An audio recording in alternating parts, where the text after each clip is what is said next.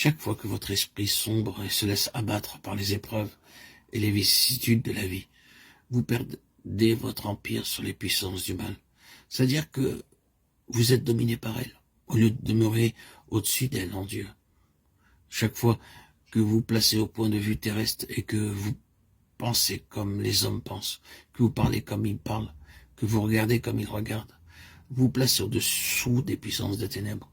Votre empire sur ces puissances dépend de la position que votre esprit prend vis-à-vis d'elles, position qui est la demeure avec Christ en Dieu, et dans laquelle seul nous pouvons connaître les vues de Dieu, les pensées de Dieu, ses voies et ses plans. Vous pouvez être tellement pris par les choses terrestres que votre esprit ne peut pas s'élever au-dessus d'elles. Le diable sait cela, et il déverse des choses terrestres sur vous pour vous tenir à leur niveau. Alors vous sombrez et vous ne pouvez plus vous élever au-dessus d'elles quand vient le combat. Si vous devez être un vainqueur, il faut qu'il y ait quelque chose à vaincre. Et chaque fois que vous êtes victorieux sur un point, cela entraîne nécessairement une victoire plus importante dans la prochaine attaque. Aussi, si vous êtes victorieux aujourd'hui, vous aurez demain quelque chose de plus grand à vaincre. À chaque épreuve, ou bien vous vous enfoncerez et serez battu, ou bien vous élèverez dans l'esprit de victoire. Et alors, c'est la vie de Christ victorieuse manifestée dans votre esprit qui vous fait faire ce pas en avant.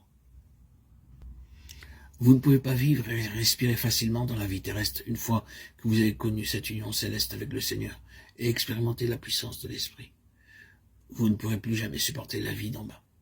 Vous en serez suffoqué. C'est la preuve de la force victorieuse de cette vie nouvelle que Dieu a mise en vous. Étant mort selon la chair, oui, il faut que cette mort soit continuelle, car cette division profonde entre l'âme et l'esprit ne se fait pas d'un seul coup.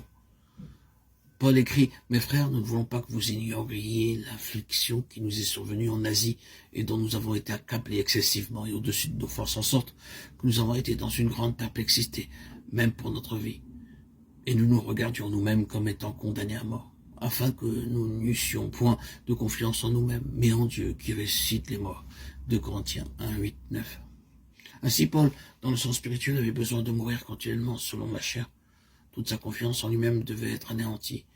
Et il lui fallait encore et toujours être amené à un point qui dépassait sa propre capacité d'endurance, et qui l'amenait à se confier entièrement au Dieu qui ressuscite les morts. 2 Corinthiens 13, 4.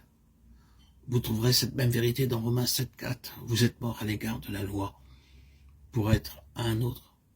La mort nous séparant de tout, pour produire l'union spirituelle avec le ressuscité. L'un dépend de l'autre. C'est le revêtement du Saint-Esprit que Dieu veut que vous expérimentiez. Dieu ne revêt pas la chair, mais il revêt l'esprit de ce merveilleux vêtement de lumière qui le fera resplendir comme le soleil aux yeux des armées ténébreuses. Cantique des Cantiques 6, 10.